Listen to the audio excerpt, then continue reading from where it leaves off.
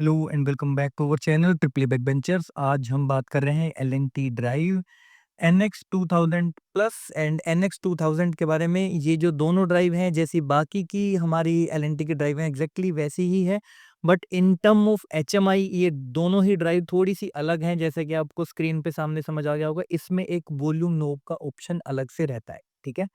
और इसीलिए ही आज के हमारे इस वीडियो का ऑब्जेक्टिव है कि कैसे हम विदाउट वायरिंग इन दोनों ड्राइव में हमारा जो लोड है उसको स्टार्ट स्टॉप एंड उसकी स्पीड कंट्रोल हम कैसे कर सकते हैं, ठीक है। तो चलिए इसको हम स्टार्ट करते हैं। इन दोनों ड्राइव के पैरामीटर एग्जैक्टली सेम है, बट पैरामीटर के लोकेशंस में डिफरेंस है, वो हम अभी आगे समझेंगे, ठीक है। सबसे पहले एक बार हम एप्लीकेशन को रिव्यू करते हैं। स्टार्ट मेथड है drive HMI, stop method D drive HMI, rotation for simplicity हमने रखा हुआ है फॉरवर्ड, एंड स्पीड कंट्रोल हम करेंगे ड्राइव HMI से जो वॉल्यूम वाला बटन जो उसके अंदर लगा हुआ है, ठीक है। उसके बाद जो मैक्सिमम हम रखेंगे फ्रीक्वेंसी में हम रखेंगे 50 हर्ट्ज, ठीक है। अब हम सबसे पहले देखते हैं इसकी पावर वायरिंग, ठीक है। अगर सिंगल फेस ड्राइव है तो सबसे पहले ये जो दो साइन है यहाँ पे R&T, यहाँ पे आपका फेस इनपुट आएगा और UVW पे आपको अपना लोड लगा देना है।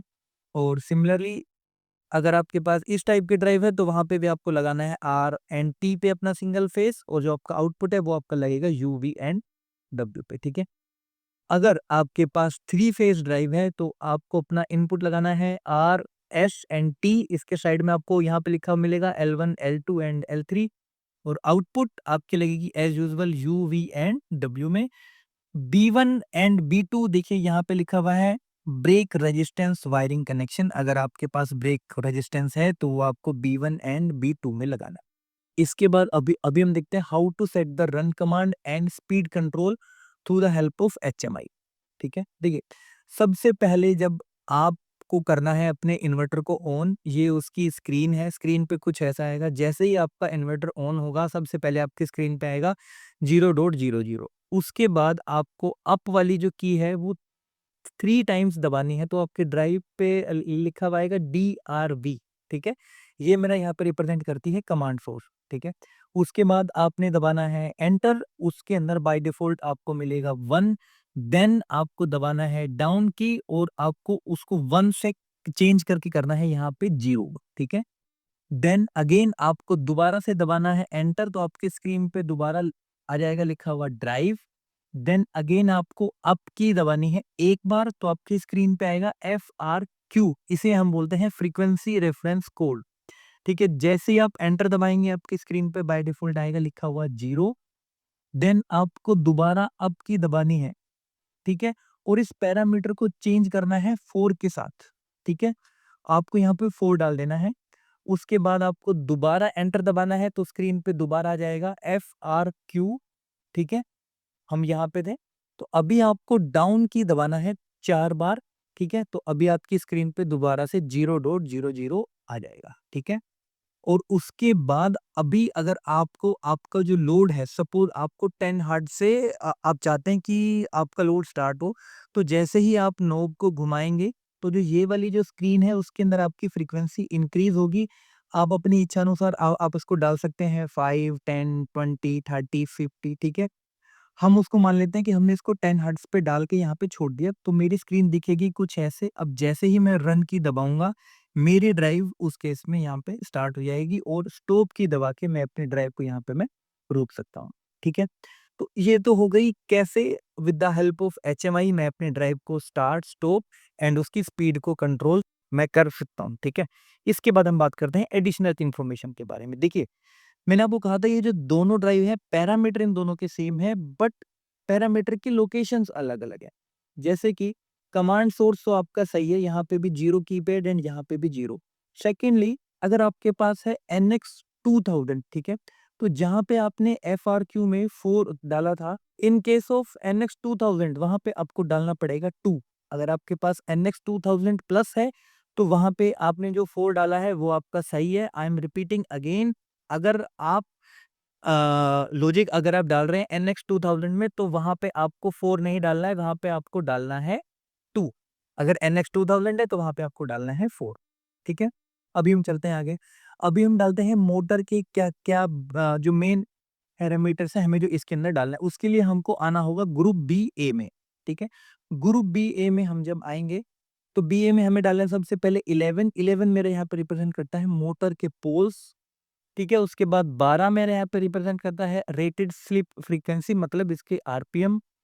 बी ए 14 में हमको डालना है नो लोड करंट, 15 में डालना है उसकी एफिशिएंसी, 16 में उसका लोड इनर्शिया रेट, एंड 9 को आप स्किप हो सकता है। एंड सेकेंडली जब आप ऑपरेशन में आएंगे तो एमआरसी एंड एम के डब्ल्यू में आपको मोटर रेटेड करंट एंड उसका जो कैपेसिटी है वो रिस्पेक्टिवली आपको डालना है, ठीक है।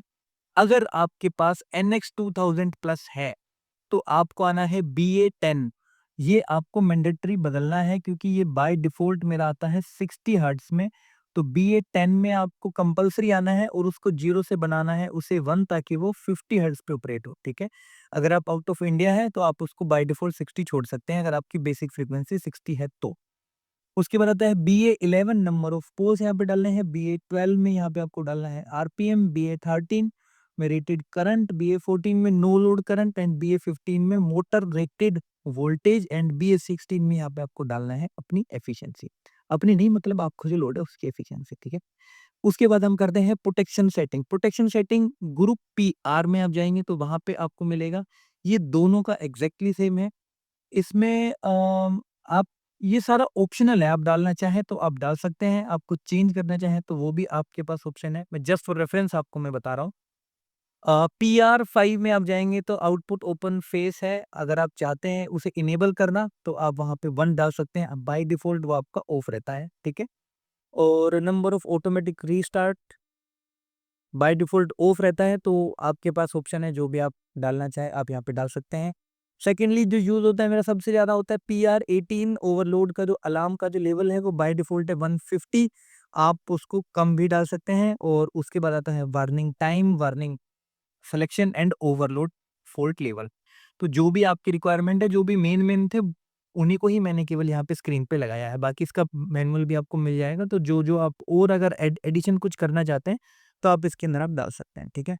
इसके बाद हम बात करते हैं थोड़ा सा एडवांस फीचर के बारे में। कभी कभी क्या होता है कि ड्राइव में कुछ पैरामीटर्स ऐसे होते हैं जो मेरे हाइड हो जाते हैं, तो उस केस में आपको सिंपली क्या करना है, आपकी जो मेन स्क्रीन आएगी ये वाली शुरू वाली, आपको दबाना है आपकी स्क्रीन पे ही आएगा, ठीक है।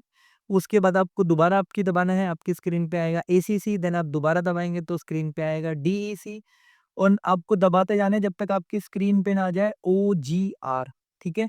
OGR आने के बाद देखिए, अगर आपका वहाँ पे है 0 तो जितने भी ऑपरेशनल ग्रुप हैं तो मतलब वो हाइड है। अगर आप उनको वहाँ पे डाल देंगे 1 तो जितने भी ग्रुप होंगे वो सारे के सारे वहाँ पे इनेबल हो जाएंगे। वैसे ड्राइव में बाय डिफॉल्ट इनेबल होके ही आते हैं, बट स्टिल अगर आपके ग्रुप अगर हाइड हो गए हैं तो वो यहाँ से आपका अनहाइड हो सकता है, ठीक है। होपफुली वीडियो आपको अच्छी लगी होगी। अगर वीडियो आपको अच्छी लगी तो प्लीज लाइक एंड सब्सक्राइब करें। Thank you for watching this video. Thank you.